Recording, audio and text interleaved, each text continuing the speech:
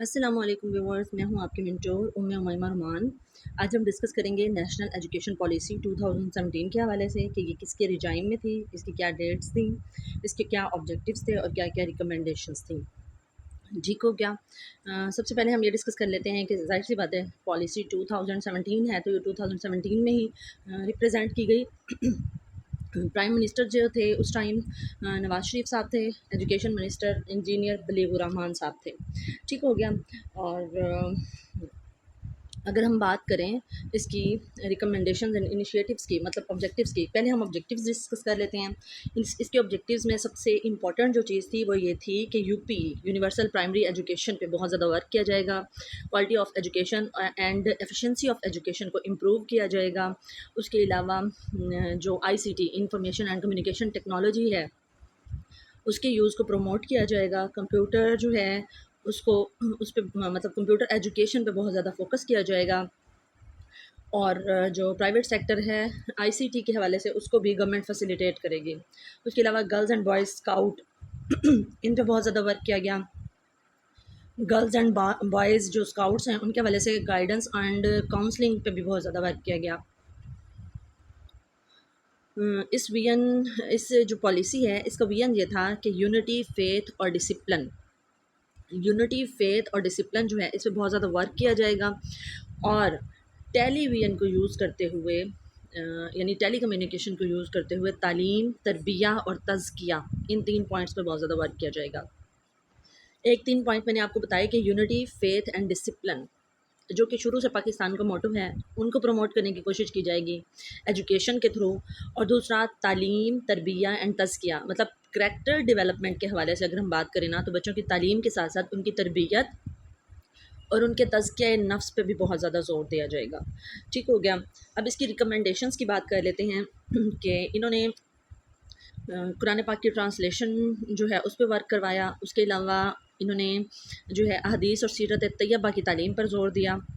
ठीक हो गया। और मतलब अगर तालीम की बात करें, तालीम, तरबिया और तज़किया में मतलब इस्लामिक जो वैल्यूज़ हैं तालीम उनकी ज़्यादा फ़ोकस किया जाएगा। उसके अलावा करैक्टर बिल्डिंग जो है वो इन्होंने तरबिया के ज़ुमरे में ले लिया। और तज़किया नफ्स के ज़ुमरे में इन्होंने कहा कि जो साउल की प्योरीफिकेशन है उस पे काम किया जाएगा, मतलब रूह की पाकीज़गी पे वर्क किया जाएगा, क्योंकि पाकिस्तान जो है इस्लाम के नाम पे हासिल किया गया। तो ये सारी चीज़ें तालीम, तरबिया और तज़किया इस्लाम के साथ ही रिलेट करके इन्होंने मतलब एक अच्छा इनिशिएटिव लिया था। उसके अलावा ज़िंदगी में पूरी तारीख़ पाकिस्तान में ये पहली पॉलिसी थी जिसमें दीनी मदारिस के हवाले से भी एक अलग से चैप्टर इंक्लूड था।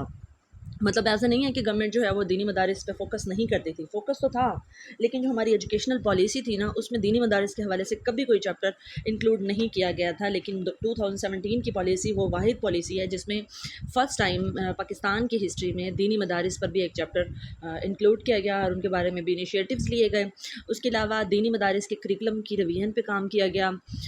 और जो दीनी मदारिस के सर्टिफ़िकेट्स हैं उनको इक्वालिटी दी गई। जो हमारे पब्लिक सेक्टर्स हैं या प्राइवेट सेक्टर्स हैं उनके हवाले से ग्रांट इन एड भी उनको प्रोवाइड की गई। मतलब जिस तरह से पब्लिक सेक्टर्स को गवर्नमेंट ग्रांट प्रोवाइड करती है इसी तरह से दीनी मदारिस के लिए भी ये इनिशिएटिव लिया गया है। ये बहुत इंपॉर्टेंट पॉइंट है 2017 की पॉलिसी का। उसके अलावा होलिस्टिक डेवलपमेंट का वर्ड यूज़ किया गया। होलिस्टिक मतलब every aspect of human personality या चाइल्ड पर्सनैलिटी, चाइल्ड बिहेवियर, मतलब चाइल्ड की पर्सनैलिटी में बेशक वो उसकी फ़िज़िकल डेवलपमेंट हो, उसकी इंटेलेक्चुअल डेवलपमेंट हो, सोशल हो, स्पिरिचुअल हो, मोरल हो या फिर कॉग्निटिव डेवलपमेंट हो, इन सारी डेवलपमेंट को जब हम इकट्ठा कर लेते हैं तो उस डेवलपमेंट को हम होलिस्टिक डेवलपमेंट कहते हैं। उसके अलावा कम्प्रिहेंसिव अर्ली चाइल्डहुड एजुकेशन मतलब ईसीई पर बहुत ज़्यादा वर्क किया गया और इसके लिए जो एज है वो 3 से 5 साल मख्तस की गई, लेकिन ज़्यादा प्रायोरिटी दी गई 4 से 5 साल तक के बच्चों को।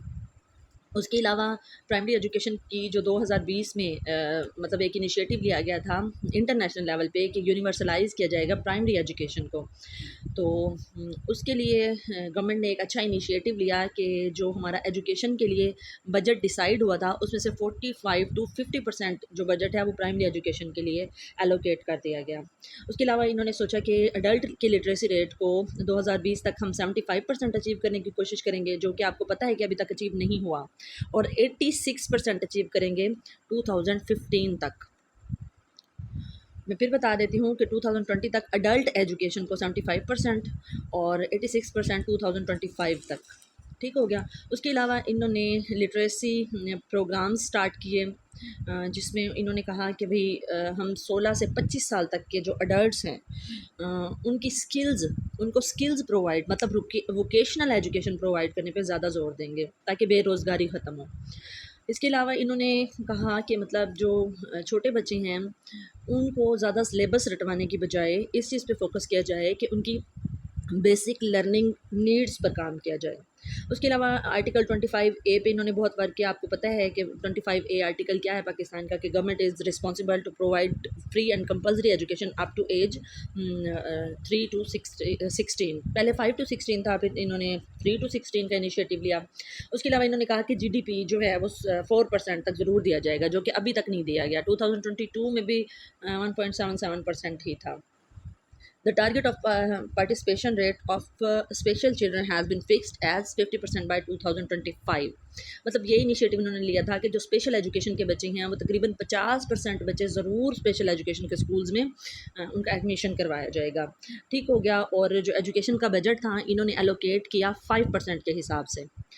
और इन्होंने कहा था कि हम 2020 तक जो है या 2000 नहीं 2025 तक इन्होंने कहा था, 2025 तक हम 10,000 पीएचडी लोग प्रोड्यूस करेंगे पाकिस्तान में, जो कि फिर 2020 और 21 वाली पॉलिसी में 15,000 तक कहा गया।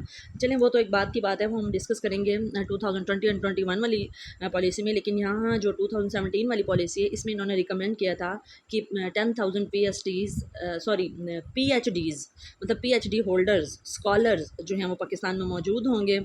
और ये इनिशिएटिव इन्होंने लिया यूएस पाकिस्तान कॉरिडोर के थ्रू, मतलब जो यूनाइटेड स्टेट्स ऑफ अमेरिका जो है इनको एड प्रोवाइड कर रही थी, उसके हवाले से इन्होंने इनिशिएटिव लिया ये। फिर इन्होंने कहा कि नॉन फॉर्मल एजुकेशन जो है उस पर फोकस किया जाएगा, ऑनलाइन एजुकेशन और डिस्टेंस एजुकेशन, जिसको ओडीआई भी कहा जाता है। ODI means online and distance education, और एनएफई कहा जाता है नॉन फॉर्मल एजुकेशन को। इन दोनों एस्पेक्ट्स पे इन्होंने बहुत ज़्यादा वर्क किया। इसके अलावा इन्होंने कहा कि जेंडर इक्वालिटी इन एजुकेशन, मतलब जेंडर इक्वालिटी एक तो होता है ना जनरल, मतलब सोशली हर पर्सपेक्टिव से जेंडर इक्वालिटी होगी, लेकिन इन्होंने gender equality according to education का इनिशिएटिव लिया इस गवर्नमेंट ने। होपफुली आपको ये आज की वीडियो बहुत पसंद आई होगी। अगर पसंद आई है तो वीडियो को लाइक कीजिएगा, शेयर कीजिएगा और मेरे चैनल को सब्सक्राइब ज़रूर कीजिएगा अगर आप इस चैनल पे न्यू हैं तो। मिलते हैं फिर नेक्स्ट वीडियो में। टिल देन अल्लाह हाफ़िज़।